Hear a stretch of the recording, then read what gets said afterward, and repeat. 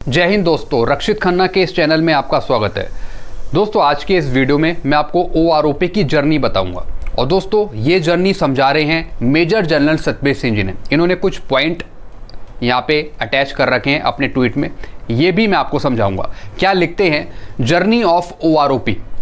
बकाया मांग, सरकारों ने वादा किया, आश्वासन दिया, लेकिन कुछ नहीं दिया। यानी सरकार ये बोलती रही कि हमने आपको पूरी ओआरओपी दे दी, लेकिन वो एक फुल ओआरओपी नहीं थी, वो एक थी लंगड़ी ओआरओपी।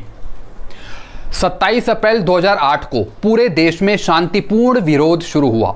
और दोस्तों ये जो विरोध किया, ये किया एक्स सर्विसमैन ने। अंत में हमें मिल गई एक लंगड़ी ओआरओपी। और दोस्तों इसका जो लेटर नंबर था वो था 7 नवंबर 2015। 7 नवंबर 2015 के माध्यम से ये लागू हुआ।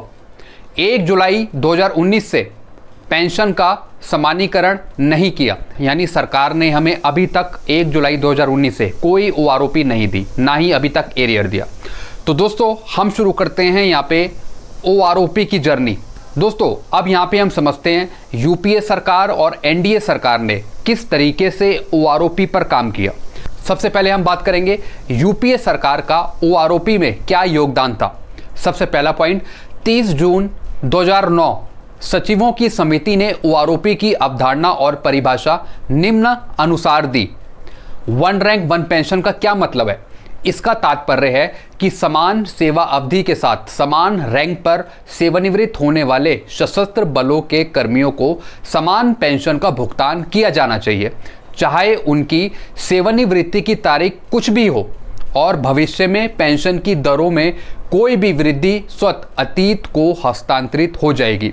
यानी जो पेंशन भोगी आगे की पेंशन लेंगे वो पीछे वालों को ट्रांसफर कर दी जाएगी।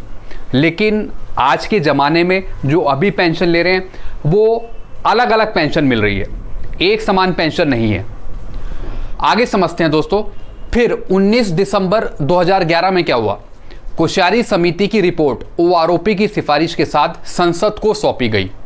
जैसा आपको पता है कि इस डेफिनेशन के साथ, जो वन रैंक वन पेंशन की जो डेफिनेशन थी, इसी के साथ कोश्यारी समिति की रिपोर्ट भी संसद में दी गई।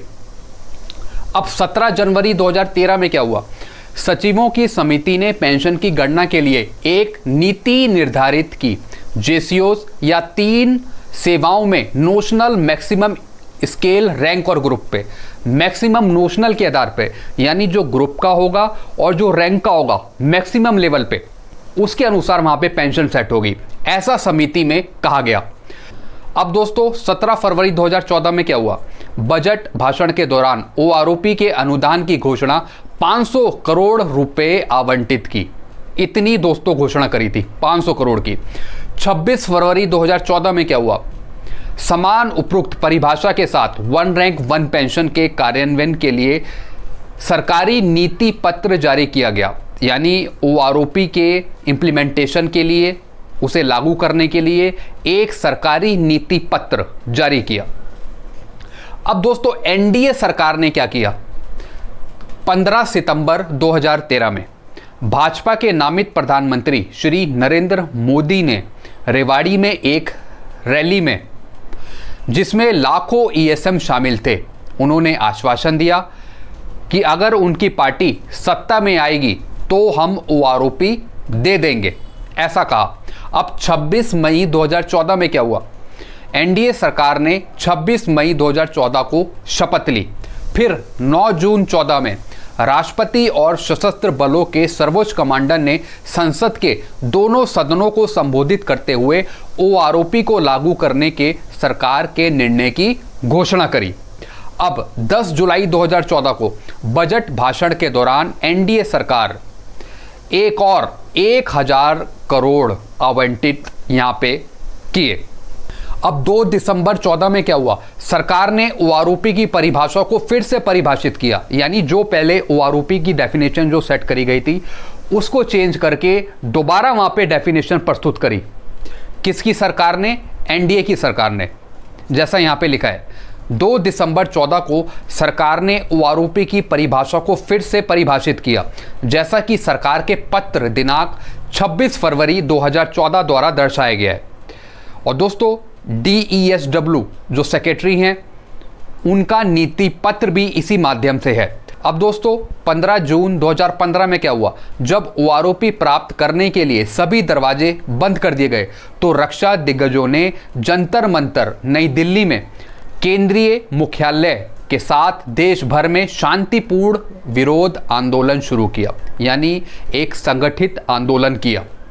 अब 7 नवंबर 2015 को क्या हुआ ये आप सभी जानते हैं।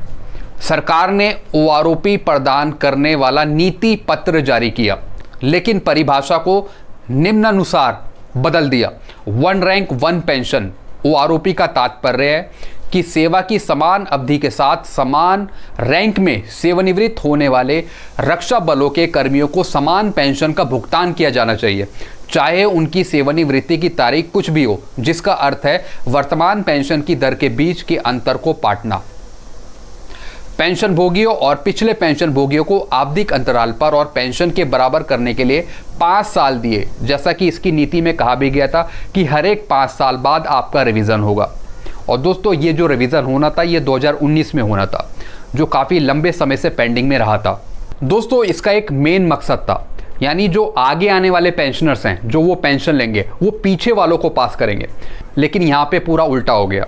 यानी जो आगे आने वाले पेंशनर्स हैं वो ही कम पेंशन ले रहे हैं 7 CPC में, तो पीछे वालों को क्या पास करेंगे, बल्कि ऑटोमेटिकली पीछे वालों की पेंशन ज़्यादा है आगे आने वालों से। तो दोस्तों यहाँ पे पूरी कहानी उल्टी हो गई।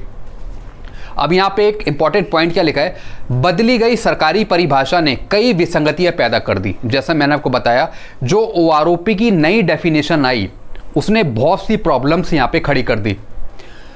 OROP की अवधारणा को पूरी तरह से नष्ट कर दिया। OROP नहीं बल्कि एक रैंक कई पेंशन बन गई, 1 रैंक डिफरेंट पेंशन।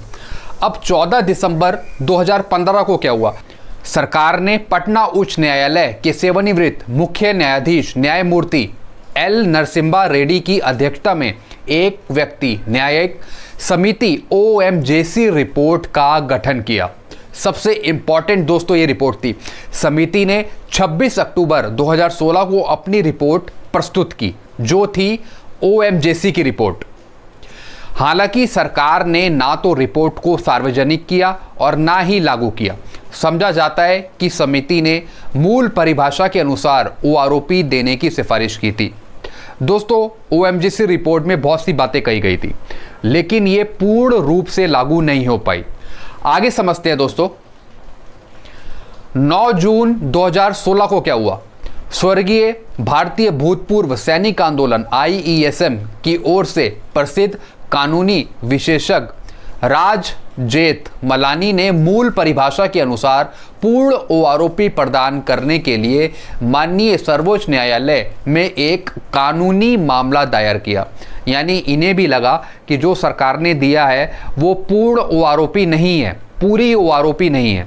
इस वजह से जो राम जेठमलानी ने मूल परिभाषा के अनुसार पूर्ण OROP प्रदान करने के लिए सर्वोच्च न्यायालय में एक कानूनी मामला दायर किया। 1 मई 2019 में क्या हुआ दोस्तों, माननीय सर्वोच्च न्यायालय ने आदेश में रक्षा मंत्री को एक रैंक एक पेंशन विसंगतियों को हल करने का निर्देश दिया, जिन्हें सरकार ने पूरा नहीं किया।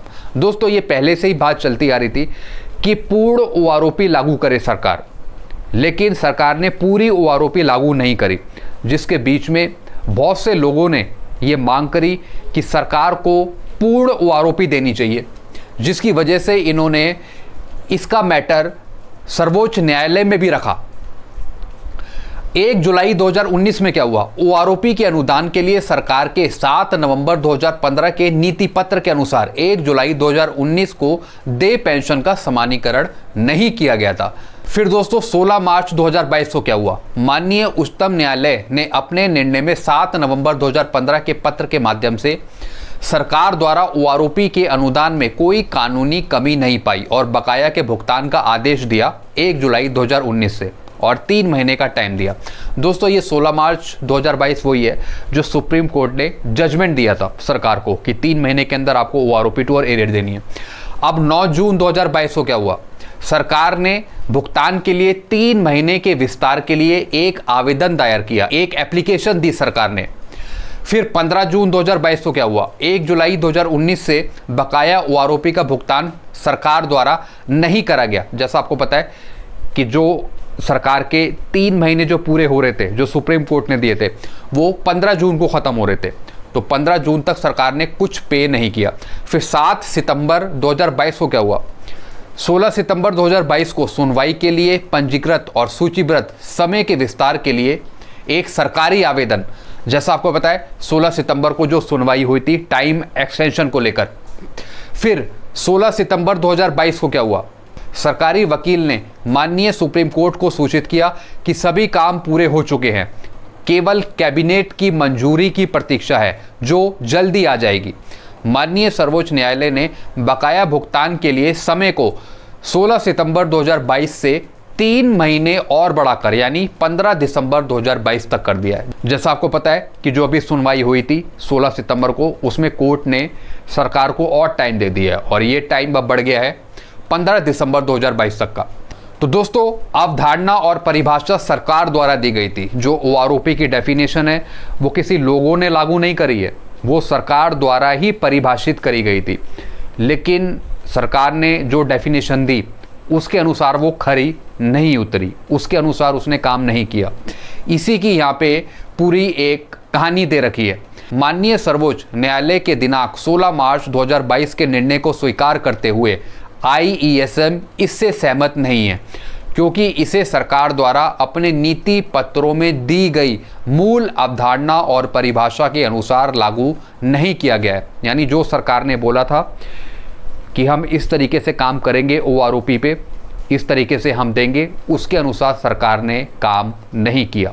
इसी का यहाँ पे जिक्र कर रहे हैं। क्या लागू किया, 1 रैंक के बजाय 1 rank different pension. UPA NDA दोनों सरकारें सैनिकों को ओआरओपी प्रदान करने का आश्वासन देती हैं, लेकिन सरकार द्वारा मूल परिभाषा के अनुसार, अवधारणा और परिभाषा के अनुसार इसे लागू नहीं करा गया। यानी दोनों सरकार, चाहे यूपीए की हो चाहे एनडीए की हो, दोनों आश्वासन देती हैं, भरोसा दिलाती हैं जनता को कि हम ओआरओपी प्रदान करेंगे, लेकिन जो सरकार डेफिनेशन बताती है ओआरओपी की, भरोसा दिलाती है कि हम इस तरीके से काम करेंगे ओआरओपी पे, लेकिन सरकार नहीं करती। इसके अनुसार जो परिभाषा दी थी इसके अनुसार काम नहीं किया। सरकार को माननीय सर्वोच्च न्यायालय के आदेश दिनांक 16 मार्च 2022 और 16 सितंबर 2022 की भावना के अनुसार 1 जुलाई 2019 से ओआरओपी बकाया का भुगतान करने की आवश्यकता है।